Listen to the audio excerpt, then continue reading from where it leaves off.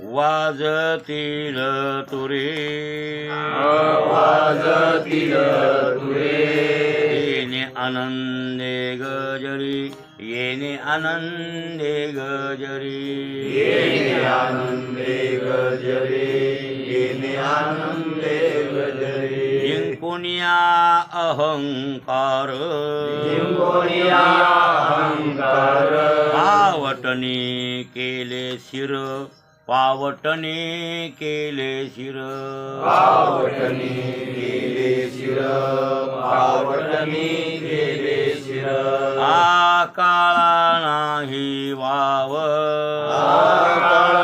नाही वाव परिश्रमा कोठे ठाव परिश्रमा कोठे ठाव परिश्रमा कोठे ठाव परिश्रमा कोठे ठाव जिंकुनिया अहंकार जिंकोनिया अहंकार पावटने केले शिर पावटने केले शिर पावटणी केले शिर पावटणी केले शिर आ तुका म्हणे आता तुका म्हणे आता सोपे वैकुंठासी जाता सोपे वैकुंठासी जाता सोपे वैकुंठासी जाता सोपे वैकुंठासी जाता जिंकुनिया अहंकार जिंकोनिया अहंकार पावटने केले शिर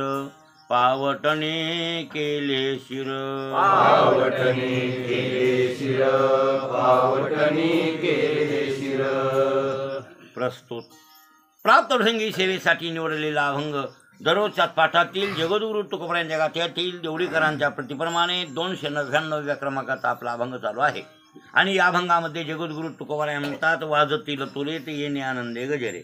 म्हणजे आम्हाला जो आनंद झाला त्या आनंदानं तुरे वाजतील तुताऱ्या वाजत्याल म्हणजे वाजवा. आणि मी वाजवायलो आनंद मानायलो म्हणजे आनंदाचं आनंद झालेला प्रगट करणे याद्वारे हे वाजंत्रे अधिक फटाके अधिक हे जे काही वाजवायचे काय तर तुम्हाला झालेला जो आनंद आहे तो जगामध्ये प्रगट करणे असा त्याचा अर्थ आहे. बरं आणि मग ते काही काही वेळेला आनंद असो का दुःख असो ते आनंद मनातल्या मनात राहू नये बाहेर निघावा आणि दुःख हे मनातल्या मनात राहू नये बाहेर निघावं. त्याचं कारण ते की बाहेर निघल्यावरच बरं वाटते. दुःख असो आपल्याला झालेलं दुःख आपण लोकांना सांगितलं की त्याचा परिहार झाल्यासारखा वाटतो. त्याच्यामध्ये समाधान वाटतो. काय गुन्हा की काय नाही की काही भानगडी झाल्या काय भांडणं तंटे कोणाची असे शेताबद्दल धुळ्याबद्दल काही तर आपण एकूण एकाला जर सांगितलं तर त्याच्यात त्या हलकं झाल्याने वाटते का काय पण सांगतात माणसं दुःखाचा परिहार देतात सांगतात थोडंसं बरं वाटतं कमी झाल्यासारखं वाटतं. आणि आनंदही झाल्यावर त्या आनंदाला जर लोकायला कळालं तर आपल्याला आनंद वाटतो. आणखी आपल्याला आनंद झाला आणि कोणालाच माहीत नाही काय उपयोग आहे त्याचा उपयोग तेवढा वाटत नाही. मग महाराजांना आनंद झालाय कशाचा अहंकाराच्या डोसक्यावर पाय दिला. अहंकाराच्या डोसक्यावर पाय दिलाय म्हणून काय झालंय त्यांना आणि ते काळा नाही वाव काळाला आता रीग राहिला नाही महाराजाकडं आणि महाराजाचे कष्ट गेले म्हणून आनंद झाला. आणि ते नेमकरून ते तुताऱ्या वाजवा म्हणाले किंवा वाजवायले वाजतील तुरे येणे आनंदे गजरे. जिंकोनिया अहंकार आम्ही अहंकार रूपी शत्रू जिंकू. हां शत्रू आहे बरं अहंकार. अहंकार सर्वांचा शत्रू आहे. जन्म मृत्यूला दुःखाला कारणीभूत मुळात कोण असेल अहंकार आहे. आणि अशा प्रकारचा अहंकार आम्ही जिंकला आणि त्याच्या डोसक्यावर पाय दिला त्याची पायरी केली. पावटणी नाम पायरी. त्या अहंकाराच्या डोसक्यावर पाय देऊन आता आम्ही आणि कुठं सोपे वैकुंठाशी तुका म्हणे आता सोपे वैकुंठाशी जाता. म्हणजे अहंकाराला दाबण्यात वैकुंठ मिळते. अहंकाराला दाबल्यावर काय मिळते मग आपण काल वैकुंठ शब्दाचा लोकांतर असा अर्थ केला. लौकिक अर्थ शाब्दिवृत्तीचा अर्थ असा केला की लोकांतर आहेत. अनेक लोकांपैकी एक वैकुंठ लोक आहे आणि आहे तसं लोक म्हणून वर्णन आहे.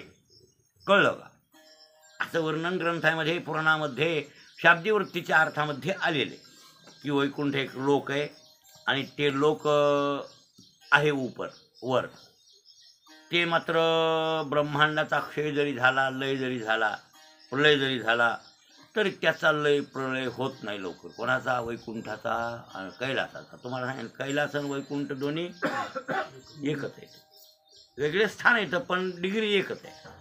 ते महादेवाचं आहे आणि हे विष्णूचं आहे आणि दोन्हीची डिग्री एक आहे. कोणाला कुठं जायचं आहे ते तुम्ही बघा. ज्याला वैकुंठाला जायचं असेल तर वैकुंठाला जा आणि कैलासाला जायचं असेल तर कैलासाला जा तुमच्या इच्छेप्रमाणे. हो, पण दोन्हीची पोस्ट एक आहे, दोन्हीचा अधिकार एक आहे, दोन्हीही ब्रह्मांडाच्या वेगळे येतं आणि साध्या प्रलयात ते राहत नाहीत. पण आत्यंतिक प्रलय झाल्यास वैकुंठही राहत नाही. लोकांतरातलं वैकुंठ राहू शकत नाही. का? आकाराला आले तर निराकारात जावंच लागतं. हे नियम आहे सृष्टीतला. आणि म्हणून ते वैकुंठ नाही, जरा लक्षार्थानं वैकुंठ वेगळं असे काही अर्थ आणि आहेत. आणि त्या शांकरी भाष्यामध्ये, महाभारतामध्ये वेगळे वेगळे अर्थ शास्त्रकारांनी आपापल्या पद्धतीने, आणि ती पद्धत म्हणजे खरी पद्धतीने लावलेली ते की वैकुंठ नाव देवाला दिले आणि देवाचं नावही वैकुंठ आहे. देवाचं नाव काय आलं का नाही? कुठं नाव आले का गाठ्यात? कुठं कुठं कुठं ज्ञानेश्वरीत आहे का कुठं नाव? ते वैकुंठ पुरुष प्राणव प्रणवपणा हे तर म्हणून तुम्हाला दुसरीकडे आहे का कुठं नाव आलेलं वैकुंठ? वैकुंठीचे धाम जपताना आहे. हां, वैकुंठीचे धाम ते आहे. हा, धाम म्हणले त्याला. धाम म्हणजे ठिकाण. आणि ते वैकुंठ म्हणजे विष्णूच आहे. ते वैकुंठ म्हणजे भगवंताचंच नाव आहे. जाऊ द्या ते वैकुंठ. हां, इथं बघा. हां, राम नाम वाटलीची वैकुंठ. हां, आईची भगवद्गीता बोलत असे स्पष्ट. हो. आता हे पण तसं नाही. इथं सोपं आहे की ज्ञानदेवा पाठ हरी हा वैकुंठ. कशाला लांब चालले तुम्ही? इथं सोडून आपलं नाही. तसं बरं झालं प्रमाण दिले. हरी कोण आहे? हां, म्हणजे भगवंतच वैकुंठ आहे म्हणाले ज्ञानोबरायची. इथं आपल्याला हरिपाठ ते आला नाही काही अभंग. आणखी पुढे हरिपाठ ते अभंग पुढे. हरी हा वैकुंठ. ज्ञानदेवा पाठ हरी हा वैकुंठ. लक्षात ठेवा. हां, ज्ञानदेवाला पाठ आहे आणि हरी हाच वैकुंठ आहे. म्हणजे विष्णू परमात्मा वैकुंठ आहे हे सिद्ध झालं की नाही? आता देवाला नाव वैकुंठ आहे आणि आहे. आता ऐका, लौकिकाच्या अर्थानं आणखीन एक अर्थ सांगतो. इथं शास्त्रकारांना असा अर्थ लावलाय की पत्नी विकुंठा सुब्रस्य वैकुंठे सुरसत्यमे त्रयस्थोकलया यज्ञे वैकुंठो भगवान स्वयं. आता तुम्हाला अर्थ नाही कळणार नाही का? हां, पत्नी विकुंठा शुभ्रस्य. शुभ्र नामक एक ऋषी होऊन गेले. काय नाव त्या महाराजाचं? तुमच्या ऐकण्यात नसतील ते महाराज. नाही, आजच ऐकायले ना तुम्ही. शुभ्र नामक एक महाराज. शुभ्र म्हणजे पांढरा. शुभ्र पांढरा बरोबर आहे ना? जवळजवळ एकच होईल ना अर्थ. म्हणजे नाही काय? पुष्पदंतन कुसुम दशन कुसुम दशन नामा सर्व गंधर्व राज हा. काय म्हणले त्याला? बघा बरं, पर्यायी शब्दावर. आणि ते ग्रंथकाराला माहीत असतात शब्द, आपल्याला कळत नाही. तुम्हाला ते पुष्पदंत त्याचं नाव आहे त्या शिवमहिमनं स्तोत्र करणाऱ्या महाराजाचं. महाराजच आहेत ना ते बी. कोणते? म्हणजे खरे महाराज आहेत ते. महादेवाची स्तुती करणारे शिवमहिमनातून. कोण्या स्तोत्रातून? स्तोत्र नाम स्तुती शिवमहिमनं. म्हणजे महादेवाचा महिमा सांगणारं स्तोत्र. महादेवाची स्तुती महिमा आहे ना? नाही ते महादेवाच्या अभिषेकासाठी ते प्रचलित आहे. हो, ते खरंच प्रचलित आहे. आणि तेच म्हणलं पाहिजे महादेवावर अभिषेक करत असताना. हां, शिवमहिमनं महिमा पारंते परमविदुषो यज्ञ सदृशी स्तुतीर ब्रह्मा. मारुतीच्या अभिषेकाला रुद्र येत नसेल तर मग महिमनं चालते. महिमनं चालते. मारुतीला सुद्धा महिमनं चालतं. का चालतं? ब्राह्मणाला रुद्र येत नसल्यावर. ज्याला रुद्र स्तोत्र येत आहे त्याला मग रुद्र स्तोत्रच म्हणायचं ना. मारुती म्हणजे रुद्र अवतार आहे ना, मग त्याला रुद्र स्तोत्र. आणि महादेवाला महिमनं पारंते परमविदुषो यज्ञ सदृशी स्तुतीर ब्रह्मा आदी नाव हे आणि याला मारुतीला येत नसल्यावर महिमनच चालतं मारुती. आता त्याच्यामध्ये काय म्हणले ते पुष्पदंत उवाच. कोणता उवाच? पुष्पदंत. पुष्पदंत बोलते. सर्व गंधर्वांचा राज आहे म्हणले ते पुष्पदंत. गंधर्व लोकांतला गंधर्वांचा राज आहे आणि ते बोलते. आणि त्यालाच म्हणजे कुसुमदशन नामा. आता काय अर्थ नाव काय आलं आता ते पुष्पदंताचं नाव कुसुमदशन. हा पुष्प पुष्प आणि कुसुम. मला वाटते पुष्प कुसुम फुलत आलं. कुसुम आणि पुष्प फुलत आलं. पण दोन्ही संस्कृतातले शब्द आहेत. पुष्प आणि कुसुम. हा हो. पुष्पम समर्पयामी धूपम समर्पयामी. त्यामध्ये फुलम समर्पयामी नाही. फुल म्हणल्या मराठी भाषा. फुल म्हणल्या मराठी भाषा. आणि पुष्प संस्कृत आणि कुसुम संस्कृत आहे. संस्कृताचे शब्द आहेत. आणि दशन नामदात. आणि दात म्हणजे दशन. बरोबर आहे ना. दंत हे शब्द मला वाटते संस्कृतात आहे आणि दशन हे शब्द संस्कृतात आहे ना का नाही. मग आता सांगा ते पर्यायी शब्द वापरले. कुसुम दशन नामा सर्व गंधर्व राजा. तसं इथं मी म्हणायलो पत्नी विकुंठा शुभ्रस्य. विकुंठा नावाची बायको आणि शुभ्र नावाची ऋषी.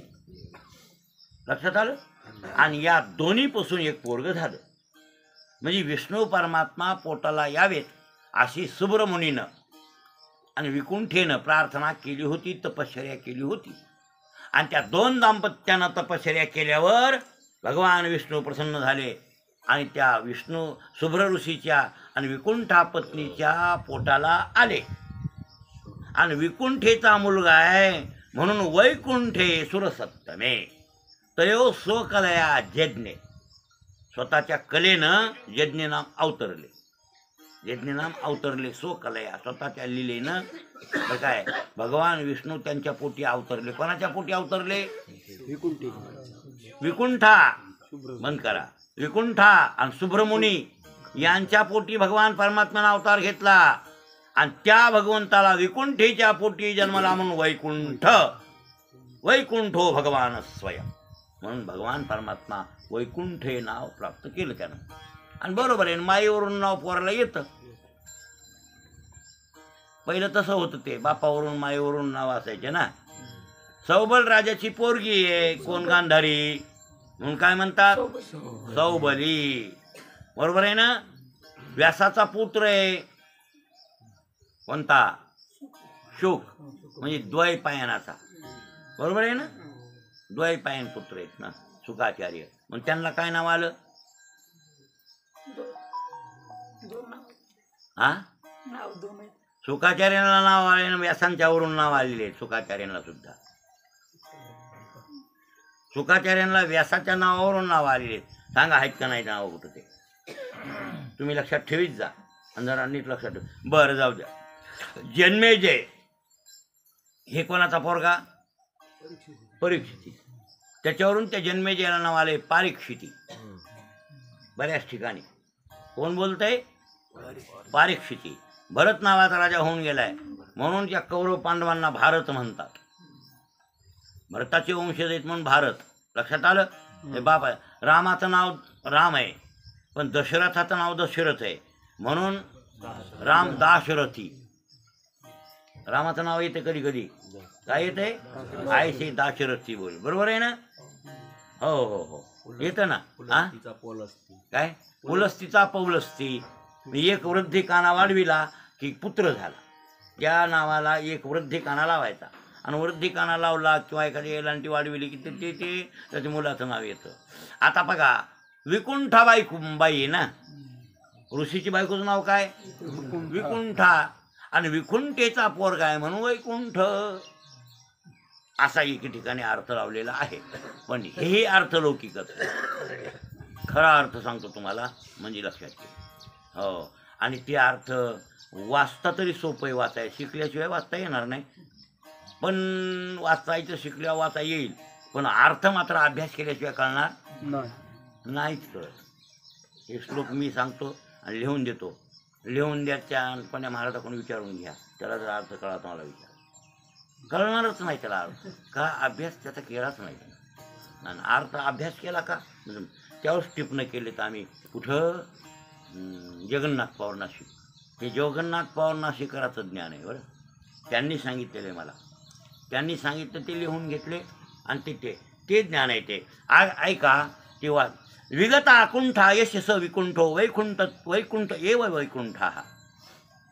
कळलं तुम्हाला बोललेलं? हां, विगत अकुंठा यस्य म्हणजे ज्याला कुठंच त्याची गती कुंठित होऊ शकत नाही. लक्षात आलं? विगता कुंठा यस्य विकुंठो विकुंठ एव वैकुंठा म्हणजे ज्याची गती कधी कुठं कुंठित होत नाही, बंद पडत नाही. कोण्याही काली देश बरं काय, देश परिच्छेद काल परिच्छेद आणि वस्तू परिच्छेद ज्या स्वरूपाला लागू शकत नाही. लक्षात आलं की नाही? कशाच्या मर्यादेनं मर्यादित होऊ शकत नाही. आणि त्याला म्हणतात बरं काय विकुंठ. आणि विकुंठ एव वैकुंठ, विकुंठाचाच वैकुंठ हा शब्द तयार झाला. म्हणून त्या देवाला काय म्हणतात? वैकुंठ. इतक्यानंच भागलं नाही, ते पुढे आणखीन अर्थ असा लावलाय शास्त्रकारांनी. मया संश्लिष्टा, भगवानच म्हणाले बरं काय, भगवान स्वतः बोलायले जातात. मया संश्लिष्टा भूमीर रद्भिर्योमश्च वायुना वायुश्च तेजसा सार्धम वैकुंठत्वम ततो मम. आता तुम्ही म्हणता ही वही पुढे का ठेवली? हे खरं तर त्यावेळेस टिपले आले 35 वर्षापूर्वी. केव्हा हे अशा वया भरल्या होत्या आणि बऱ्याच वया दिल्या त्या पोराला आळंदीचा एक साधक आला होता, औरंगाबाद माझ्या वया घेऊन गेला. त्याचं त्याला तिथं आमची ओळख बसणं उठणं ते आला. मग आवळगावला आल्यावर त्याला म्हणलं ये गावाकडं राहिले. मया संश्लिष्टा भूमीर रद्भिर्योमश्च वायुना वायुश्च तेजसा सार्धम वैकुंठत्वम ततो मम. ते माझं वैकुंठत्व आहे. मग काय वैकुंठत्व आहे? भूमीर योम वायू बरं काय, एक लक्षात ठेवा. हे पंचमहाभूत आहेत ना, पृथ्वी आप तेज वायू आणि आकाश. आता ते काय म्हणते देव बघा इकडं काय, म्हणजे याच्यातलं त्याच्यात मिसळले म्हणजे. आणि आहे की पंचकृत पंचमहाभूत. मया संश्लिष्टा भूमीर, म्या त्याचं ते असं मिश्रण केलं म्हणजे एका भूता दुसऱ्या भूताचा एक अष्टमांश भाग आहे. लक्षात आलं? पृथ्वी अर्धी तिचा स्वतंत्र भाग. हे जरा अवघड आहे बरं का ऐकायला.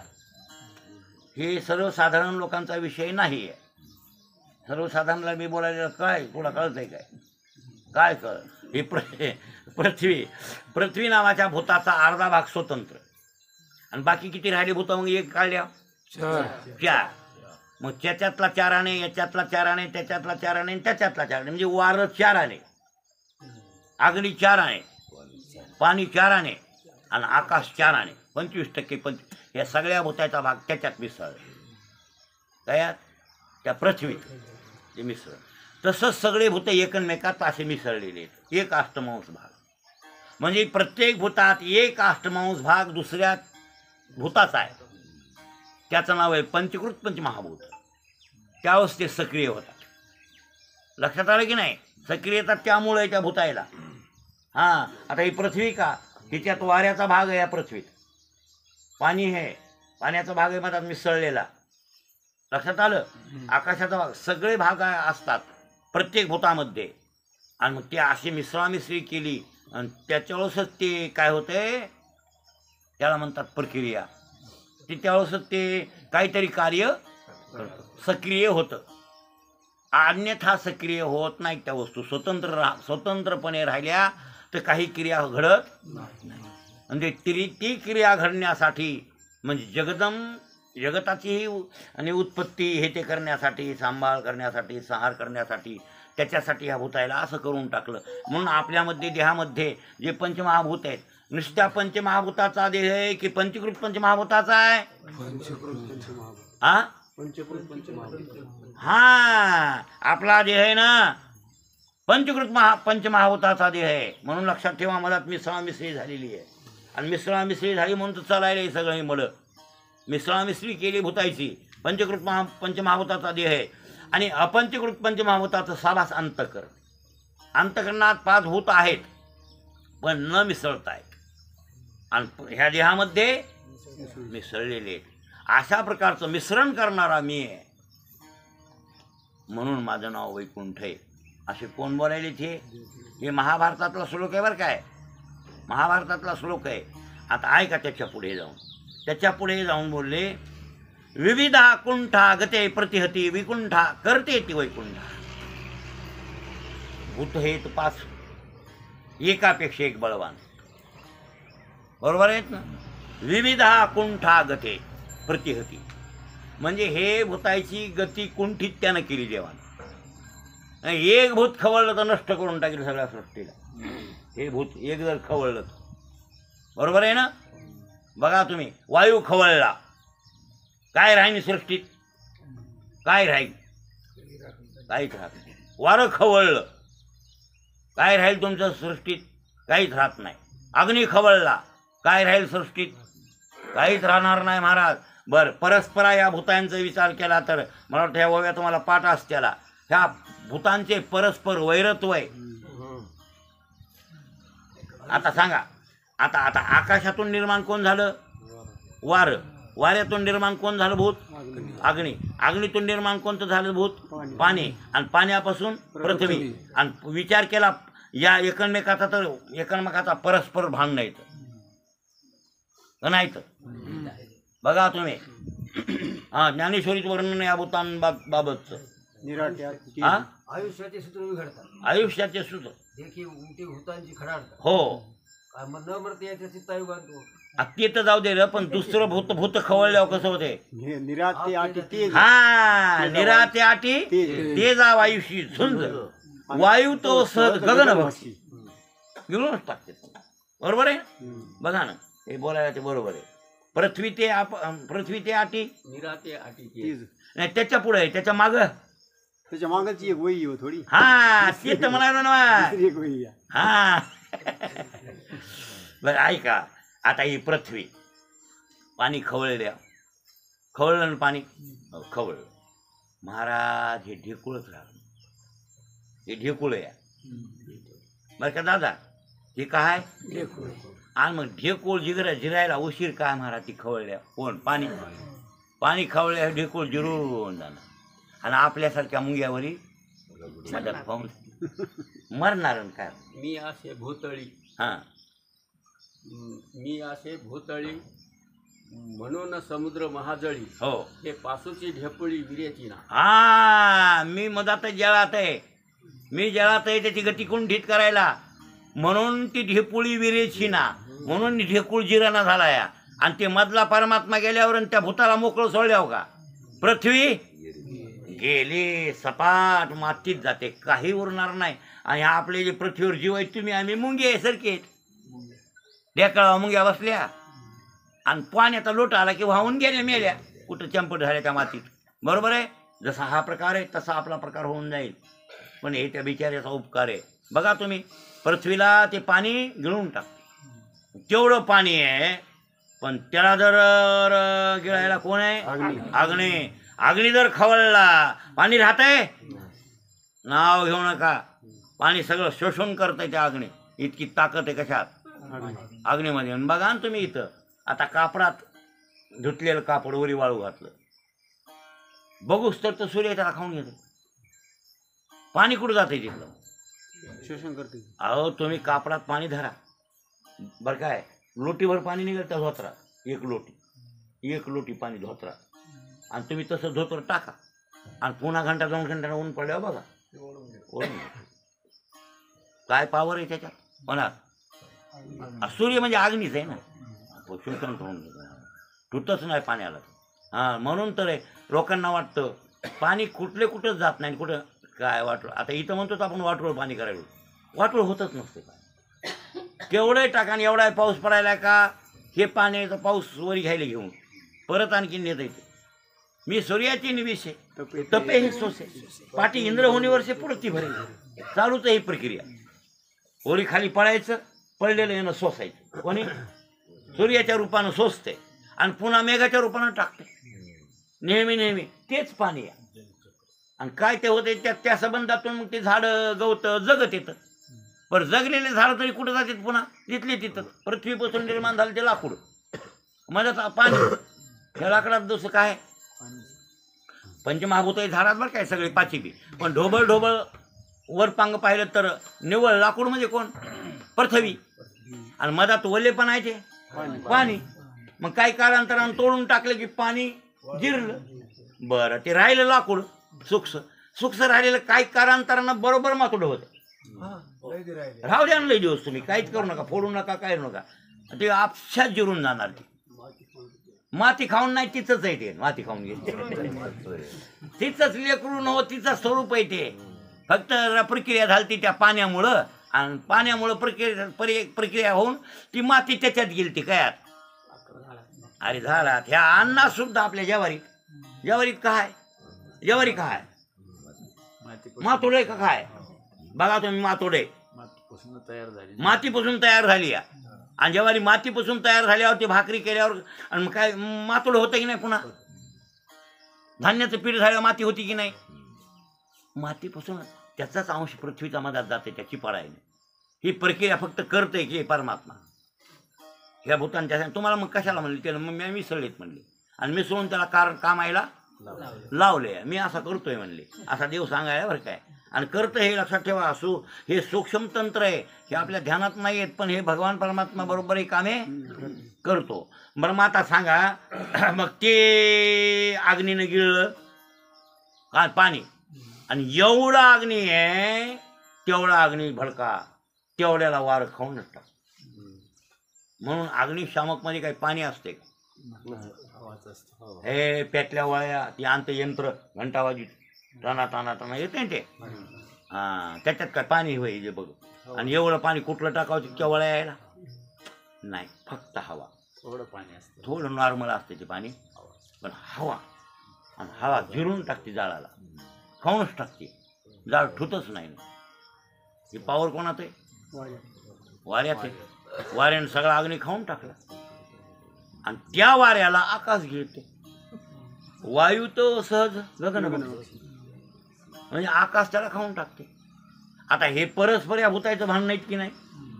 आणि मग हे खवळल्यावर एकमेकांना ठुकेल का? हे बरं त्याचे भांडणं लागले भूतायचे. मग आपला चुराडा झाला का राहिला जेवायचा? आपण मेलोत. महाराज त्याच्यासाठी ते म्हणलाय मी काय करतो, विविधा कुंठा गते प्रतिहती विकुंठा करते ते वैकुंठा. म्हणजे या वाऱ्यांच्या मनमान्या गत्या आहेत, अग्नीच्या मनमाने गत्या आहेत बरं काय. त्याला प्रतिहती. प्रतिहती म्हणजे त्याला बंधन करतो. त्या गत्याला काय करतो मी? बंधन करतो. आणि बंधन करतो. आणि असा बंधन करणारा असल्यामुळं, विकुंठ करणारा असल्यामुळं बरं काय करते ती वैकुंठ. हा त्यामुळं मला काय म्हणतात? वैकुंठ म्हणतात. आता जाऊ द्या. इथं बघा ना, इथं पुढे वर्णन तेच आहे. जगदारंभे विलिष्टानी भूतानी परस्परम संश्लेषम तेषाम गती प्रतिबध्नाति वैकुंठ.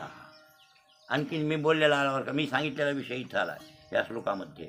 जगदारंभे विश्लिष्टानी म्हणजे जगताच्या अगोदर हे भूत स्वतंत्र आहेत म्हणले. निर्माण ज्यावेळेस झाले भूत, मायेतून निर्माण झालेले भूत, त्यावेळेस ते स्वतंत्र वारस शेषर हे जन्मलते. पण भूतानी परस्परम संश्लेषय म्हणजे मिसळामिसळी म्हणायला आहे ते. तेषाम गती प्रतिबध्नाति त्यांची गती प्रतिबंधित केली. दाबादाबीच्या गतीला म्या केलं म्हणून मला वैकुंठ म्हणतात. यांची गती कुंठित केली, बंद केली म्हणून माझं नाव काय आलंय? वैकुंठ आलंय. बरोबर. आणि ऐका, आता हे अशा प्रकारचं खरं तर हे वैकुंठ आता शब्दाचा अर्थ शांकरी भाष्य 1, महाभारत 2 असे ग्रंथ आहेत. आणि त्या ग्रंथातून तुम्हाला मी अर्थ लावून द्यायलो हे लक्षात ठेवा.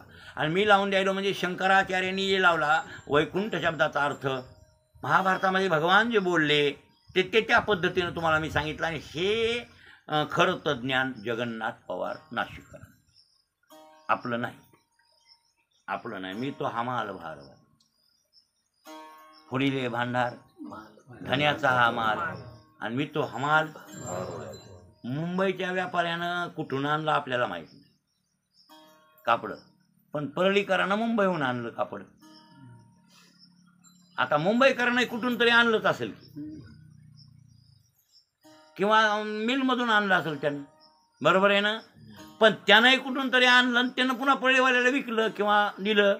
तसा हा प्रकार असतो ज्ञानाच्या बाबतीत, बरं काय. जगन्नाथ महाराजांनी कुठून तरी प्राप्त केलंच असेल ना, त्यांच्या काय हृदयातले की काय झाडात ओढून पडले, त्यांनी अभ्यास करून जे प्राप्त केलं ते प्राप्त केलेलं आम्हाला वाटलं, बरोबर आहे ना. आणि ते आम्ही आणि अभ्यासात आणलं. आता एवढं तर त्याचा फायदा केला, टिपून टाकणं, वहीत ठेवणं, व्यवस्थित ठेवणं, हे मला पाठ आहे म्हणू शकतो मी. पण समोर असल्यावर आणखीन जरा व्यवस्थित सांगता येईल म्हणून वही घेतली. वही का घेतली आज त्याचं कारण नाही, तर वही घेऊन घ्यायची मला गरज पडत नाही. ती वही त्याच्यामुळे घ्यावी लागली की समजायला आम्हाला सोपं झालं. हो, आता आम्ही वैकुंठ झालोत. कशामुळे झालोत वैकुंठ? अभिमान गेला म्हणून. आणि त्या दिवशी म्हणलं की अभिमान गेला आणि तुका म्हणे मिटलंच म्हणले. मग काय काय इथं वर्णन काय आहे, जिंकोनिया अहंकारण पावटणी आपलं शेवटचं चरण चाललंय. तुका म्हणे आता सोपे वैकुंठाशी जाता. वैकुंठाला जायला लागले, सोपं झालं आम्हाला. त्याच्यानं ते आम्हाला तुताऱ्या वाजवा म्हणायलो तुम्हाला. आम्हाला कुठं जायचंय? वैकुंठाला चाललोत आम्ही, आता निघालोत बरं काय. वाजवा वाजवा, हो आम्हाला तुम्ही वाट लावा का. आम्ही चांगल्या लोकांना चाललोत नाही काय. नवरी जातं वाट लावताना, तिच्या घराला जाताना लोक बँड वाजवी देत की नाही. हा, मुकट्यानं काय व्हायला जमायचं नाही का? मुकट्यानं गेली तर होय. आता ते पोरी लग्न करशील, लग्न करायचं, बँड फॅन नाही लावायचा, तशीच वाट लावायची. तुला तर पुन्हा बँड लावायची बकळच्या बकळ, बरोबर आहे.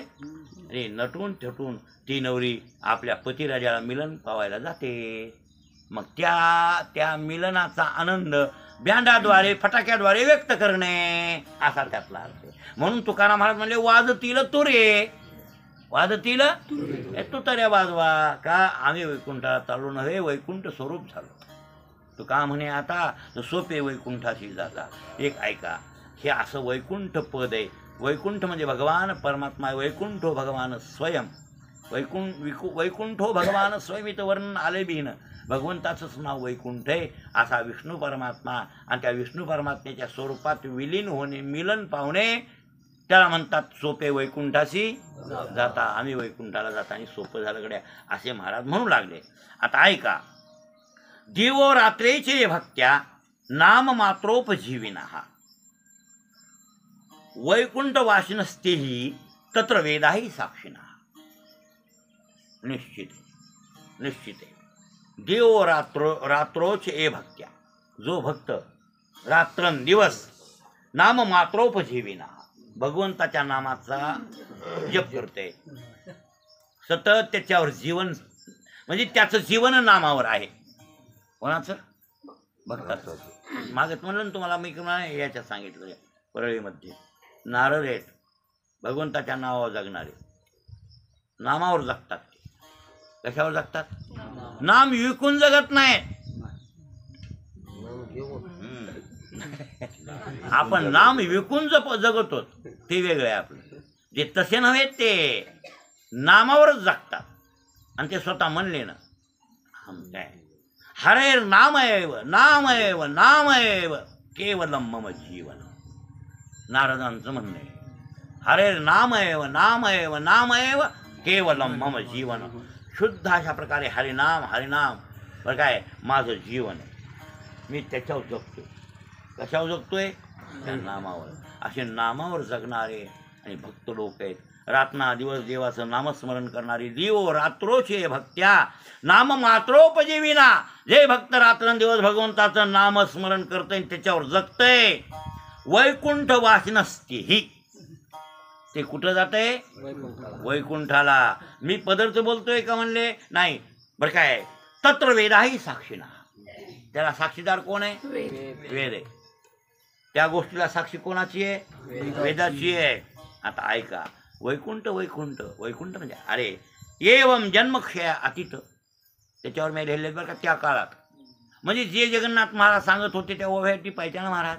ही ओवी भागवतातली आहे, ही भागवतातली ओवी आहे. जगन्नाथ महाराजांनी ती सांगितली होती, मी लिहून घेतली इथं. हो. एवम जन्मक्षया अतीत वैकुंठ अक्षयी नित्य निज नित्य तेथ पावले ते नित्य मुक्त हे आगममत उद्धवा. काय म्हणले ते ऐका. एवम एकंदरीत जन्मक्षया अतीत, जन्म मरणाच्या अतीत वेगळं. वैकुंठ अक्षयी निज नित्य. वैकुंठ कसं आहे? अक्षयी आहे. निज नित्य, नित्य स्वरूप आहे, भगवंताचं स्वरूप आहे ते नित्य. नित्य सत्य मित नित्य स्वरूप आहे कोणाचं? परमात्म्याचं. आणि जगत अनित्य, जगत अनित्य, माया अनित्य, ब्रह्म नित्य आहे, सत्य आहे. बरोबर आहे ना? असं जन्मक्षया अतीत, जन्म मरणाच्या वेगळं. वैकुंठ अक्षयी निज नित्य. वैकुंठ अक्षयी आहे, त्याचा क्षय होऊ शकत नाही. आणि तेथ पावले म्हणजे त्या वैकुंठाला जे गेले ते नित्यमुक्त आहेत, जीवनमुक्त नाही, नित्यमुक्त. बरं काय? आणि ते पावले नित्यमुक्त हे आगममत उद्धवा. आगम म्हणजे शास्त्राचं मत. आगम म्हणजे कोण? शास्त्र. निगम म्हणजे वेद. आगम निगम नाही काय? जेने निगमवल्ली ते वेद आहे. निगम म्हणजे वेद आणि आगम म्हणजे शास्त्र. असं शास्त्र सांगताय म्हणजे उद्धवा, तुला मी सांगायलो भागवतातल्या ओव्याचा. मग सांगा, असे भगवंताची भक्ती करणारे जे भक्त आहेत ना, ते निश्चित कुठं जातात? वैकुंठात. मग असा असा भक्त मेल्यावर वैकुंठवासी नसतेही तत्र वेदाही साक्षीना. निश्चित तो वेदाची साक्षी देऊन सांगायली किंवा तो वैकुंठाला जातो. मग अशा भक्तासाठी वैकुंठवासी लिहिलं तर काय हरकत आहे? हां अहो हे आणि खरं तर रंगनाथ गुरुजी परभणीकरला वैकुंठवासी लिहा सोबत आहे. खरं तर ब्रह्मी ब्रह्मभूत रंगनाथ महाराज परभणीकर, ब्रह्मी ब्रह्मभूत. बरोबर आहे ना? हो. किंवा वैकुंठवासी कोण? रंगनाथ गुरुजी, तुकाराम महाराज. ते तर स्वतःच म्हणले आम्ही वैकुंठवासी आलो. तो म्हणले या कारणाला काय येथे उपकारासाठी आलो, याची कारण अशी बोलली ऋषी सात भावे. अरे हे उपकार करण्यासाठी ऋषी मुनींचा धडा तुम्हाला सांगण्यासाठी आम्ही आलो. म्हणजे मागलच्या ऋषीने जे सांगितलं ते धडा तुम्हाला गिरवून द्यायला आम्ही आलो. नाही तर आम्ही खरे वैकुंठवासी नसते ही आयुष्य. आणि बरं काय अशी वेदाची साक्ष आहे, आम्ही वैकुंठातले. वैकुंठ म्हणजे भगवंत, आणि भगवंत म्हणजे महाराज. एक लक्षात ठेवा. आता शुभ्र नावाच्या ऋषी आणि विकुंठा नावाच्या बायकोपासून जे पोरग झालं विष्णू परमात्मा, ते पोटाला आले आणि त्यांनी ते लोक निर्माण केला. कोणता? म्हणजे वैकुंठ, विकुंठेचा पोरगा वैकुंठ. आणि जिथं वैकुंठ देव राहिला म्हणून त्या लोकाला नाव काय आलं? हा असा त्याचा अर्थ आहे. नाही काय? एखादं कोणतं गाव असावं बरं काय, तर त्या गावाला त्या लोकांवरून नाव येत नाही होय. आता बऱ्याच गावाचे नाव आहेत का, मला वाटतं त्या लोकांना गवळे पिंपरी, बदाले पिंपरी. कोणावरून नाव आलं?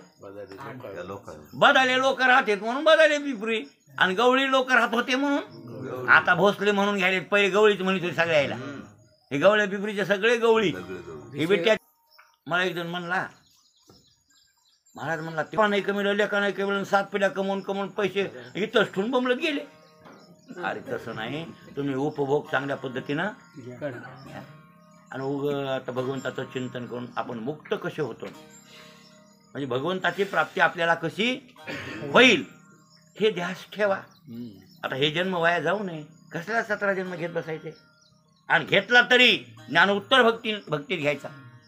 घेऊ आम्ही जन्म, हे नवी जन्म आणि तुझी चरण सेवा कराव्या. तुकाराम महाराजांनी जन्माला कंटाळे नाही, घेतो म्हणले. तुका म्हणे गर्भवासी सुखी घालाव्या पण भक्तीसाठी. तसं आपल्याला जन्म नको आहे, आणि दिला तर भक्तीसाठी दे बाबा. जर दिला स्वजन्म आम्हाला तर काय करून घ्या? आमच्याकडून भक्ती करून घे, अशी मागणी मागावं. एकंदरीत तुकाराम महाराज वैकुंठाला सोपं झालं त्याला जायला. बरं काय आता गेले का नाही गेले मला माहित नाही, पण इथं म्हणाले, इथं काय म्हणले का महाराज गेलो म्हणून? जे काय म्हणले, तुका म्हणे आता तर सोपे वैकुंठाशी जाता, म्हणजे सोपं वैकुंठाला जाणं सोपं झालं या. आता गेले म्हणून म्हणले का इथं? मग मी तुम्हाला गेले म्हणून कसं सांगू?